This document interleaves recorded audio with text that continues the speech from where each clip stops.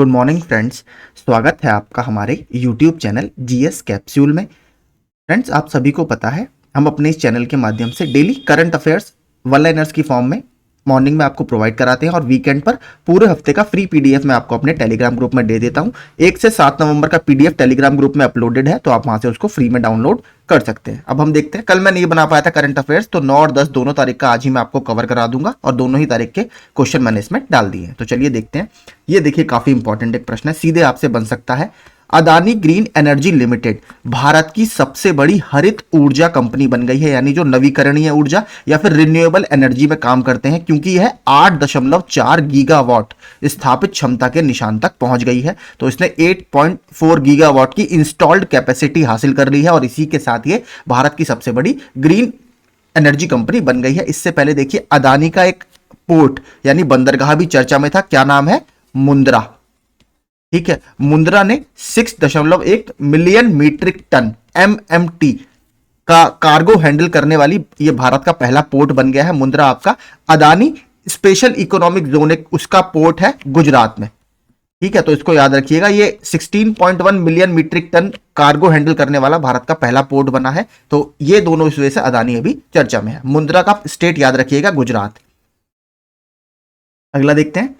Santosh Kumar Jha rail मंत्रालय के तहत एक सार्वजनिक उपक्रम, तो रेल मंत्रालय के अंतर्गत एक उसका सब्सिडरी है, नाम क्या है? Konkan railway corporation limited. ये कोंकण रेलवे कॉर्पोरेशन लिमिटेड वही है जो ई श्रीधरन, जिन्हें मेट्रो मैन ऑफ इंडिया कहा जाता है, वो पहले इसी के साथ जुड़े हुए थे, बाद में उनको दिल्ली मेट्रो के लिए लाया गया था। तो ये वही है। उसके नए चेयरमैन और मैनेजिंग डायरेक्टर यानी सीएमडी बनने के लिए तैयार है। तो कोंकण रेलवे कॉर्पोरेशन लिमिटेड के अब नए सीएमडी बनेंगे संतोष कुमार झा। इसके अलावा अभी कुछ दिन पहले और नियुक्तियां जो चर्चा में रही हैं, रिवीजन के लिए मैंने डाल दी हैं। ये देखिए, बहुत इंपॉर्टेंट है। क्यों?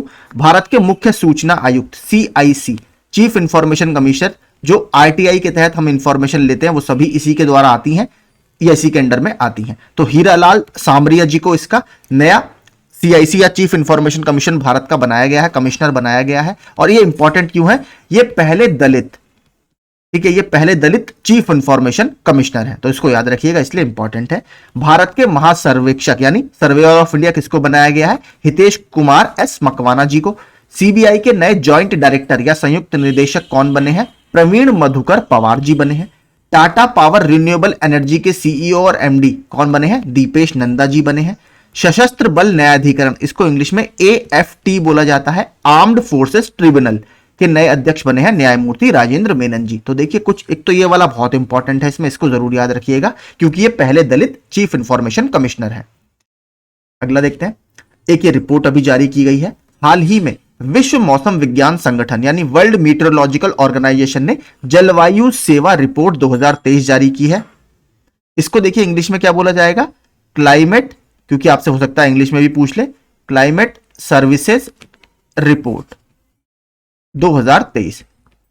ठीक है, इससे पहले इसी तरह की एक रिपोर्ट और चर्चा में थी, अडेप्टेशन, हमने बात करी थी उसकी भी, adaptation gap report.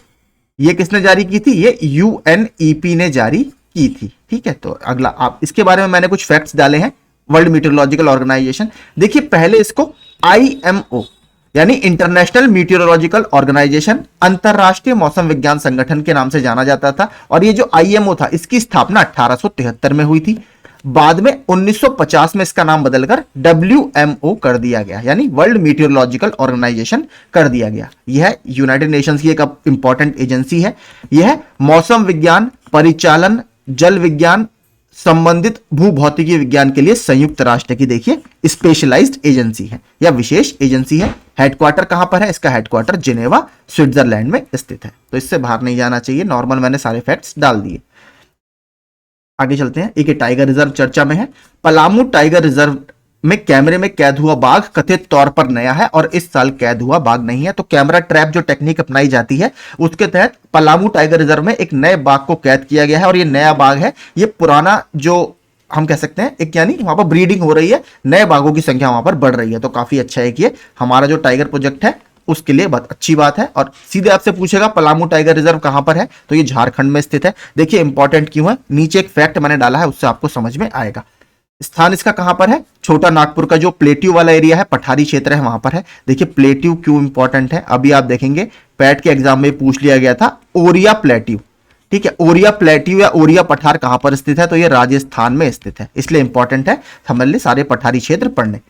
Reserve Betla राष्ट्रीय उद्यान का एक हिस्सा है। तो टाइगर रिजर्व जो पलामू है, इससे बड़ा जो हमारा नेशनल पार्क है बेतला राष्ट्रीय उद्यान, उसका एक ये हिस्सा है। यह प्रोजेक्ट टाइगर की शुरुआत में देश में बनाए गए पहले 9 बाघ अभ्यारण्यों में से एक है। जब 1973 में प्रोजेक्ट टाइगर स्टार्ट हुआ था तो पहला तो आपका जिम कॉर्बेट था। ठीक है, उसी के दौरान ही लगभग 9 हमने टाइगर रिजर्व सबसे पहले एस्टेब्लिश किए थे। तो शुरू में जो 9 हमने एस्टेब्लिश किए थे उनमें से ही एक ये है, तो काफी पुराना भी है और काफी इंपॉर्टेंट भी है। इंपॉर्टेंट देखिए क्यों है, ये वाला जो फैक्ट आप पढ़ेंगे तो ये इसलिए, यह दुनिया का पहला रिजर्व है जिसमें जेडब्ल्यू निकोलसन की देखरेख में 1932 की शुरुआत में पगमार्क गणना के रूप में बाघों की गणना की गई थी। देखिए 2 टेक्निक्स बाघों की गणना में यूज की जाती हैं, बहुत इंपॉर्टेंट। एक तो कैमरा ट्रैप टेक्निक है और एक पगमार्क टेक्निक है, जिसमें शेर के पंजों के निशान देखकर उनकी संख्या का अंदाजा लगाया जाता है। तो ये 1932 की शुरुआत में पगमार्क टेक्निक यानी बाघों के पंजों के निशान के आधार पर बाघों की गणना करने वाला दुनिया का पहला रिजर्व है। भारत का भी नहीं, देखिए दुनिया का। और किसकी अध्यक्षता में हुई थी ये? जेडब्ल्यू निकोलसन की देखरेख में ये हुई थी, इसलिए इंपॉर्टेंट है। यहां पर से देखिए 3 नदियां निकलती हैं, एक तो नॉर्थ कोयल, औरंगा और बुरहा घाटियों से होकर बहती हैं। यह रिजर्व बॉक्साइट और कोयले जैसे खनिजों में बहुत समृद्ध है। तो झारखंड में तो आपको पता ही है झरिया की कोयले की खाने भी हैं, झरिया के नाम से। इसके अलावा जो बॉक्साइट है ये सभी को पता होगा, ये एल्यूमिनियम का अयस्क है। बॉक्साइट का सबसे बड़ा उत्पादक देश कौन सा है दुनिया में? तो यह है ऑस्ट्रेलिया। आगे चलते हैं। सरकार ने 16वें वित्त आयोग के गठन की प्रक्रिया शुरू कर दी है। तो अभी पता है आपको जो 15th फाइनेंस कमीशन है उसकी रिकमेंडेशन चल रही है, जिसके अध्यक्ष थे NK सिंह जी। ठीक है, तो सरकार ने 16वें वित्त आयोग के गठन की प्रक्रिया शुरू की है। वित्त आयोग की बात संविधान के अनुच्छेद 280 के तहत की जाती है। प्रेसिडेंट हर 5 साल में वित्त आयोग का गठन करते हैं, जो आपके केंद्र और राज्य के बीच में आपका प्रोसीड्स ऑफ टैक्सेस होते हैं उसका डिस्ट्रीब्यूशन डिफाइन करता है। बात करें, एक चेयरपर्सन होता है, 4 इसमें अलग अलग मेंबर्स होते हैं। ज्यादातर सारे मेंबर्स आपके पॉलिसी फॉर्मुलेशन और इकोनॉमिक अफेयर्स में एक्सपर्ट्स होते हैं। तो टोटल इसमें 5 मेंबर होते हैं। अनुच्छेद याद रखिएगा, ये बार बार पूछता रहता है। महाराष्ट्र के मुख्यमंत्री एकनाथ शिंदे ने जम्मू कश्मीर के कुपवाड़ा में भारत पाकिस्तान सीमा के पास छत्रपति शिवाजी महाराज की प्रतिमा का उद्घाटन किया। तो बहुत इंपॉर्टेंट है, देखिए कंफ्यूज आपको करेगा। महाराष्ट्र के अमरावती दे देगा, पूना दे देगा, सतारा दे देगा, ऐसे महाराष्ट्र के दे देगा, लेकिन इन्होंने कहां पर किया है? जम्मू कश्मीर के कुपवाड़ा में किया है। इसके अलावा जम्मू कश्मीर के श्रीनगर में एक स्तंभ की भी बहुत पहले आधारशिला रखी गई थी। 2 से 3 महीने पुरानी न्यूज है, फिर भी आपसे पूछ सकता है, बलिदान स्तंभ। ठीक है, तो अमित शाह जी ने इसकी आधारशिला रखी थी श्रीनगर स्मार्ट सिटी प्रोजेक्ट के तहत। तो यह भी जम्मू कश्मीर में, अगर आपसे पूछे बलिदान स्तंभ कहां पर बनाया गया है, तो जम्मू कश्मीर के श्रीनगर में। और कुपवाड़ा में शिवाजी की प्रतिमा का उद्घाटन किया गया है। प्रतिष्ठित कलाकार पुरस्कार के 19वें संस्करण को मंगलुरु में एक पुरस्कार समारोह में प्रसिद्ध कोंकणी गायक, जो आपके वेस्टर्न घाट पर या गोवा वगैरह के एरिया में काफी बोली जाती है कोंकणी भाषा, गीतकार और संगीतकार अपोलिनारिस डिसूजा को प्रदान किया गया है। तो कलाकार पुरस्कार किसको दिया गया है? अपोलिनारिस डिसूजा जी को। अभी एक और पुरस्कार कौन सा चर्चा में था? केरला ज्योति पुरस्कार। तो केरल ज्योति पुरस्कार किसको दिया गया है?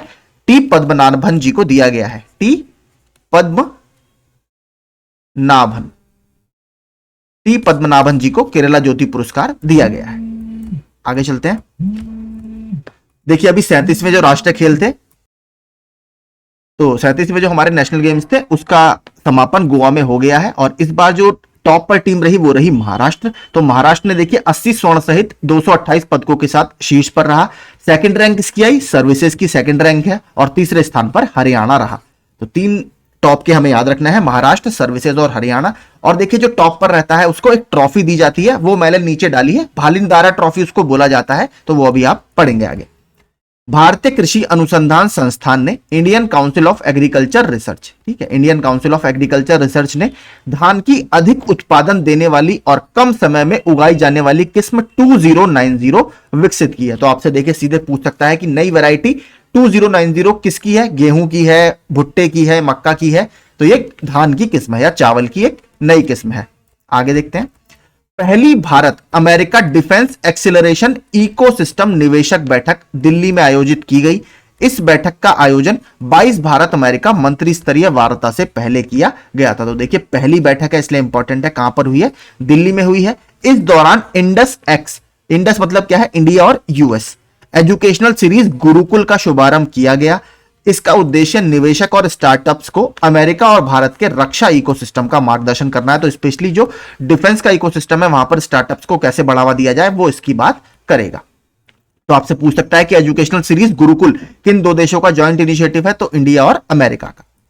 उत्तर प्रदेश सरकार राज्य भर में 3 श्रेणियों में गाय की गणना करने का आदेश दिया है। तो आपसे सीधे पूछेगा गाय की गणना करने का आदेश कौन से राज्य में इस समय दिया गया है, तो उत्तर प्रदेश में ये होगी। इसमें पशुपालकों के पास निराश्रित पशुओं, सड़कों पर छोड़ी गई गायों और कान्हा उपवन जिसमें गायों का मेंटेनेंस किया जाता है उसमें निर्धारित करना शामिल है। यानी इन 3 श्रेणियों में गायों की गणना की जाएगी। तमिलनाडु कैडर के भारतीय प्रशासनिक सेवा यानी आईएएस अधिकारी हितेश कुमार एस मकवाना को भारत का महासर्वेक्षक नियुक्त किया गया है। हमने ऊपर ये देख लिया है। इसके अलावा कुछ और जो नियुक्तियां हैं वो भी मैंने डाल दी हैं। सीबीआई के जॉइंट डायरेक्टर प्रवीण मधुकर पवार जी को, टाटा पावर रिन्यूएबल एनर्जी के सीईओ और एमडी दीपेश नंदा जी को, सशस्त्र बल न्यायाधिकरण के अध्यक्ष न्यायमूर्ति राजेंद्र मेनन जी को, भारत हैवी इलेक्ट्रिकल्स लिमिटेड के सीएमडी कोप्पू सदाशिव मूर्ति जी को, और डब्ल्यूएचओ के दक्षिण पूर्वी एशिया क्षेत्र का नेतृत्व कौन करेंगी, तो बांग्लादेश की साइमा वाजेद जी करेंगी, जो बांग्लादेश की प्रधानमंत्री हैं शेख हसीना जी, उनकी ये डॉटर है, उनकी बेटी हैं। केरल ने प्रतिष्ठित ग्लोबल रेस्पॉन्सिबल टूरिज्म अवार्ड 2023 जीता है। ये बहुत इंपॉर्टेंट है। सीधे मैंने अपने कम्युनिटी में भी पोस्ट डाला था, तो देखिए आप प्लीज कम्युनिटी में मेरे क्विज सॉल्व करते रहा करिए, मैं वहां पर भी रेगुलर क्विज डालता हूं। इसके अलावा कुछ हाल ही में जो और पुरस्कार रहे हैं वो देखते हैं।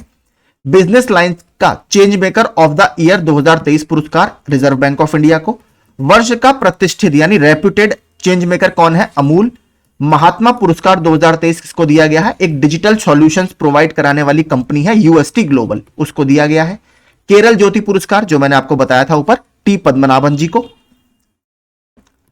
सांस्कृतिक समझ के लिए ब्रिटिश अकादमी पुस्तक पुरस्कार, तो नंदिनी दास जी की एक मुगल एम्पायर से संबंधित पुस्तक है, उसको यह दिया गया है। पिछले वीडियोस में आप देख लीजिएगा, मैंने पुस्तक का नाम भी बता दिया है। हाल ही में केंद्रीय कृषि मंत्रालय ने Wadhwani institute for artificial intelligence यानी वाधवानी एआई के सहयोग से कृषि 24/7 विकसित किया है। तो क्या है ये, देखिए ये एक आर्टिफिशियल इंटेलिजेंस प्लेटफॉर्म है। यह google.org के समर्थन से स्वचालित कृषि समाचार निगरानी और विश्लेषण के लिए पहला एआई संचालित समाधान या सॉल्यूशन है। तो किसके सहयोग से विकसित किया है, Wadhwani institute for artificial intelligence. हाल ही में तमिलनाडु सरकार ने भारत सरकार के वन्यजीव पर्यावास के लिए एकीकृत कार्यक्रम, देखिए इसको बोला जाता है IDWH, integrated development for wild life habitat. इसके तहत एक प्रोजेक्ट डॉल्फिन तमिलनाडु सरकार ने लॉन्च किया है। विकास कार्यक्रम के तहत प्रोजेक्ट डॉल्फिन को लागू करने का आदेश दिया है। तो कुछ मैंने प्रोजेक्ट डॉल्फिन के बारे में फैक्ट्स डाल दिए हैं। इसका उद्देश्य समुद्री पारिस्थितिकी और समुद्र पर्यावरण के समग्र स्वास्थ्य को मजबूत करना है।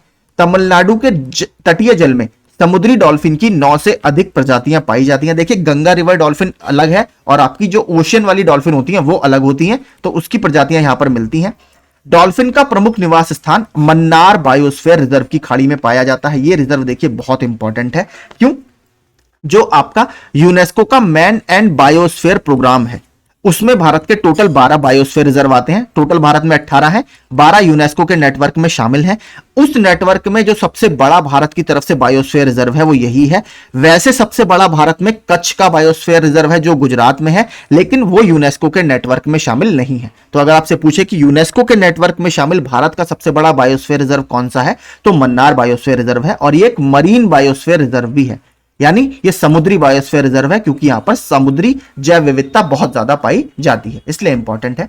समुद्री जैव विविधता के दृष्टिकोण से इसे दुनिया के सबसे समृद्ध क्षेत्रों में से एक माना जाता है, क्योंकि देखिए वहां पर तमिलनाडु में जो रिट्रीटिंग मॉनसून होता है वहां से वो बारिश रिसीव करता है, तो पानी की कोई दिक्कत नहीं है। इसके अलावा जो नदियां हैं वो भी ठीक छोटी छोटी धाराएं वहां पर काफी हैं। अगर आप बात करें वेटलैंड्स की, रामसार कन्वेंशन के अंतर्गत, तो वो भी लगभग 14 वेटलैंड्स आपके तमिलनाडु हैं जो भारत में सबसे ज्यादा हैं। तो वहां पर मरीन बायोडायवर्सिटी हमें काफी देखने के लिए मिलती है। मन्नार बायोस्फीयर से संबंधित 2 फैक्ट्स मैंने डाले हैं। यह दक्षिण और दक्षिण पूर्वी एशिया में पहला समुद्री बायोस्फीयर रिजर्व है। देखिए, क्योंकि ये जैव विविधता की दृष्टि से बहुत अच्छा माना जाता है। यहां पर मैंग्रोव्स वगैरह भी मिलते हैं हमें तमिलनाडु के कोस्ट पर, ठीक है, तो वो भी काफी इंपॉर्टेंट होते हैं बायोडाइवर्सिटी के कंजर्वेशन में। इसे यूनेस्को के मैन एंड बायोस्फीयर रिजर्व कार्यक्रम द्वारा मान्यता दी गई है और भारत की तरफ से इस नेटवर्क में शामिल ये सबसे बड़ा बायोस्फीयर रिजर्व है। सबसे छोटा कौन सा है? डिब्रू साइखोवा। भारत में सबसे छोटा अगर बायोस्फीयर रिजर्व पूछे तो डिब्रू साइखोवा है। कहां पर है? असम में स्थित है। आगे चलते हैं। हाल ही में रूस के कामचत्का प्रायद्वीप पर क्लाइचेवस्काय ज्वालामुखी फट गया। तो देखिए, क्लाइचेवस्काय ज्वालामुखी बहुत इंपॉर्टेंट है। क्यों? क्योंकि यूरेशिया का यह सबसे बड़ा ज्वालामुखी है, पहली बात, ठीक है, और दुनिया के सबसे ऊंचे ज्वालामुखियों में से भी ये एक है, तो इसलिए इंपॉर्टेंट है। प्रायद्वीप देखिए क्या होता है, सबने पता ही होगा, इंग्लिश में इसको पेनिनसुला बोला जाता है। तो पेनिनसुला वो एरिया होता है जैसे इंडिया का जो नीचे वाला एरिया है जो तीन तरफ से आपका पानी से घिरा होता है, उसे प्रायद्वीप बोल दिया जाता है। तो दुनिया में 2 से 3 प्रायद्वीप बहुत फेमस है। मैंने चारों का मैप लगाया है, अभी उनको देखते हैं। पहले क्लूचेवस्काय ज्वालामुखी के बारे में कुछ फैक्ट्स हैं। यह सबसे प्रसिद्ध ज्वालामुखियों में से एक है। यह दुनिया के सबसे ऊंचे सक्रिय ज्वालामुखियों में से एक है, जिसकी लगभग ऊंचाई 4750 मीटर है। और मैंने बता दिया आपको, यह यूरेशिया का सबसे बड़ा ज्वालामुखी है। देखिए, कामचत्का प्रायद्वीप के बारे में कुछ फैक्ट्स देख लेते हैं। यह सुदूर पूर्वी यूरोप, रूस में, पश्चिम में ओखोस्टोक सागर और पूर्व में प्रशांत महासागर और बेरिंग सागर के बीच स्थित है। तो यहां पर आप देखेंगे ये भी तीन तरफ से पानी से घिरा है। तो यह है आपका कामचत्का पेनिनसुला, रशिया के ईस्ट में यह पड़ता है। इसके अलावा देखिए 3 पेनिनसुला और है जो पूछता रहता है। पहला है आपका युकातन पेनिनसुला या युकातन प्रायद्वीप। तो आप देखेंगे ये मैक्सिको के ईस्ट में स्थित है, ठीक है, ये भी देखिए 3 तरफ से पानी से घिरा है, तो इसको बोला जाता है युकातन पेनिनसुला, मैक्सिको का भाग है। एक आपका आता है सिनाई पेनिनसुला, ये तो अभी लगातार न्यूज में है क्योंकि गाजा में जो लड़ाई चल रही है हमास और इजराइल की सेना के बीच में, इसलिए फेमस है। तो यहां पर आप देखेंगे रेड सी का हिस्सा है या लाल सागर का हिस्सा है। एक तरफ सऊदी अरब है, जॉर्डन है, इजराइल है, इधर आपका इजिप्ट है। तो सिनाई पेनिनसुला आपका रेड सी का हिस्सा है। इसके अलावा बात करें अगर चौथे पेनिनसुला की, तो वो है आपका आइबेरियन पेनिनसुला या आइबेरियन महाद्वीप, सॉरी प्रायद्वीप, जो कि स्पेन का हिस्सा है। जो यहां पर आपकी जिब्राल्टर की खाड़ी पड़ती है, वो वाला देखिए, ये 3 तरफ से पानी से घिरा है, तो ये आपका स्पेन का हिस्सा है। तो ये 3 प्रायद्वीप आप याद रखिएगा, ये पूछता रहता है।